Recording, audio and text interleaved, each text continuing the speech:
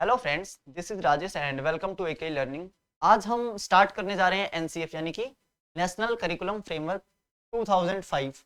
Exam के point of view से बहुत ज़्यादा इंपॉर्टेंट है ये एनसीएफ, या अगर आप एक टीचर भी हैं तो भी आपके लिए बहुत ज़्यादा इंपॉर्टेंट हो जाता है एनसीएफ को समझना ना। एक डॉक्यूमेंट है एनसीएफ, और 2005 हम 2005 वाले को डिस्कस कर रहे हैं। इससे पहले भी एनसीएफ आए थे। एक एनसीएफ आया था हमारा 1975 में, एक आया था 1975 में।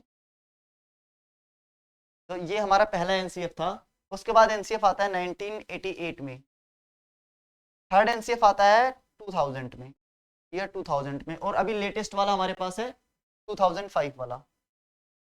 हम इसको डिस्कस कर रहे हैं, ठीक है। अगर आपसे एग्जाम में पूछे कि फर्स्ट एनसीएफ कौन सा था तो 1975, सेकंड 88 वाला, थर्ड 2000 वाला है ना। अभी लेटेस्ट चल रहा है हमारे पास 2005। तो एनसीएफ जैसा नाम से पता चल रहा है 2005 में आया था, बट इसके पीछे की हिस्ट्री जानेंगे हम थोड़ी सी। एनसीएफ जो है हमारा, वो एक रिपोर्ट के ऊपर बेस्ड है, और उस रिपोर्ट का नाम है लर्निंग विदाउट बर्डन। ये रिपोर्ट आती है हमारे पास 1993 में, ठीक है। लर्निंग विदाउट बर्डन यानी कि बिना बोझ के शिक्षा। तो आप जैसे बच्चे जो होते हैं, आपने बच्चों को देखा होगा जो स्कूल जा रहे होते हैं, उनका बैग देखना। उनके बैग में ना बहुत सारी बुक्स होती हैं, दुनिया भर की बुक्स होती हैं। पता नहीं कितने सब्जेक्ट्स लगा रखे हैं। अब तो गवर्नमेंट और भी कुछ कुछ बुक्स ऐड ऑन करती जा रही है ना बच्चों के साथ। तो इससे क्या होता है, जो बच्चा होता है ना, बच्चे को प्रेशराइज फील होता है कि मेरे पास इतनी सारी बुक्स है, इतने सारे सब्जेक्ट्स हैं, मुझे इतने सारे सब्जेक्ट्स कवर करने हैं, है ना। तो बच्चे को कहीं ना कहीं बर्डन फील होता है। तो 1993 वाली जो रिपोर्ट है, ये क्या बात करती है कि हमें बच्चों को एजुकेशन देनी है, बच्चों को सिखानी है चीजें, बट विदाउट बर्डन, है ना, बिना बोझ के। बच्चे को ऐसा ना लगे कि बच्चे के ऊपर थोपी जा रही हैं चीजें, या बच्चे के ऊपर बहुत सारा बर्डन पड़ रहा है। इस तरीके से नहीं सिखाना है, विदाउट बर्डन सिखाना है हमें बच्चों को, ठीक है। और ये जो रिपोर्ट थी, ये किसने दी थी? प्रोफेसर यशपाल ने, है ना। ये रिपोर्ट किसकी थी? प्रोफेसर यशपाल की थी।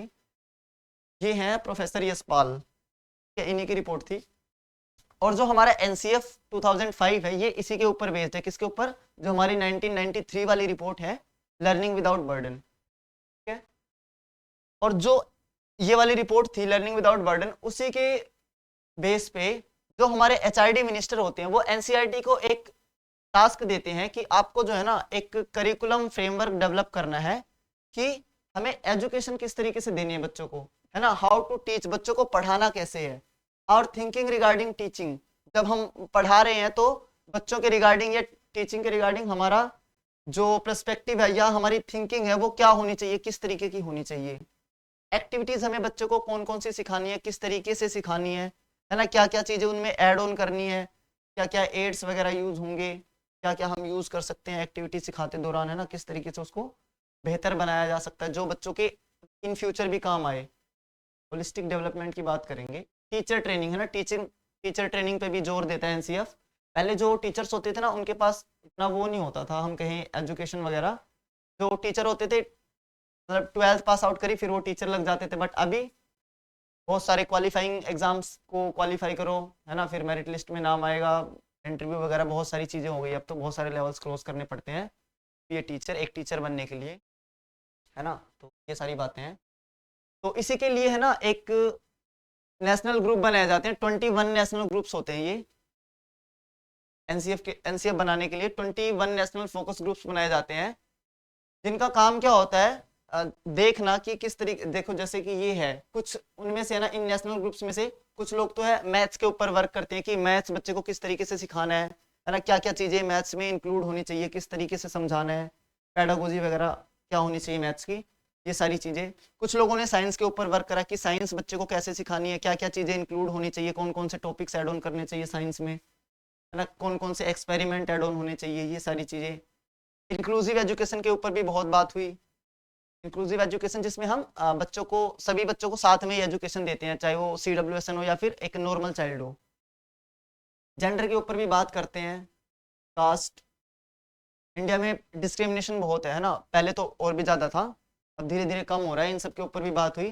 फिर एग्जामिनेशंस, एग्जाम्स को भी हमें फ्लेक्सिबल बनाना है। अभी हमें हमने एनईपी डिस्कस करी थी, है ना, उसमें हमने देखा कि एग्जाम्स को फ्लेक्सिबल बनाना है। तो ये जो फोकस ग्रुप्स थे, इन सब के ऊपर काम कर रहे थे ना, सबके पास अलग अलग एरियाज थे।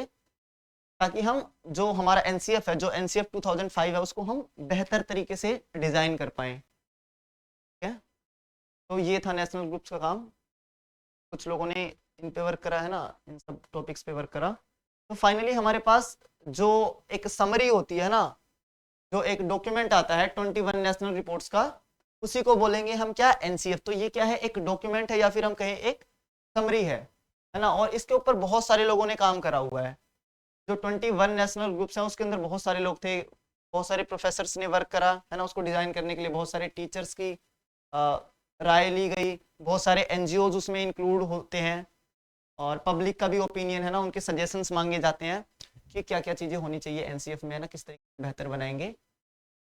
तो ये एक समरी थी। और फाइनली 2005 और सितंबर है ना, सितंबर 2005 में जाके अप्रूवल मिलता है इसको, जो हमारी एनसीएफ है, एनसीएफ 2005 को, है ना। और कौन अप्रूव करता है इसको, सीएबी के, central advisory board of education, है ना। तो अगर एग्जाम में क्वेश्चन आता है कि किसने अप्रूव किया था इस एनसीएफ 2005 को, तो आपको क्या लगाना है, केब, है ना, central advisory board of education. तो होपफुली ये समझ में आ रहा होगा। अगर वीडियो अच्छी लग रही हो तो आप लाइक शेयर कर सकते हैं ना वीडियोस को, और चैनल को सब्सक्राइब कर सकते हैं।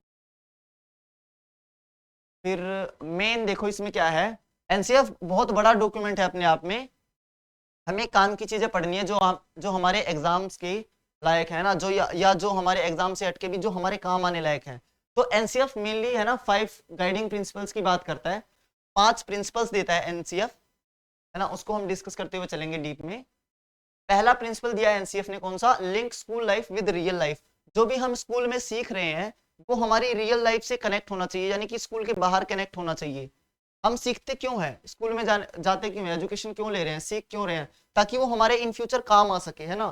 तो हमें ऐसी चीजें सीखनी है, मतलब जो भी हम स्कूल में सीख रहे हैं वो हमारी रियल लाइफ से कनेक्ट होना चाहिए। जैसे वोकेशनल एजुकेशन है वो बहुत अच्छा एग्जाम्पल है इस चीज का।